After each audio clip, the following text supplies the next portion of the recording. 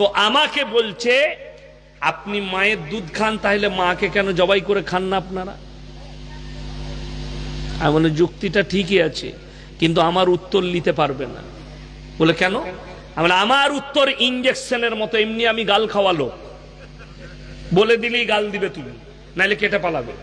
বুঝে বলুন, তুমি যে বললে যে আমরা গাইকে মা বলি বলে মায়ের দুধ খাই, মাকেও খাই না, আর আমার নিজের মায়ের দুধ খাই বলে মাকে খাই না। আপনারা গায়ের দুধ খান, গায়কে জবাহ করে খান, মায়ের দুধ খান, মাকে কেন খান না? আমি বললাম তোমরা তো গায়ের মুত খাও, বলে হ্যাঁ। গোবর খাও, হ্যাঁ। আমি তাহলে মায়ের গু আর মুত খানা খায় না? কথাটা বুঝতে পেরেছেন? তখন কিন্তু সে মা বোন তুলে গাল দিয়ে ফোন কেটে বেরিয়ে গেল।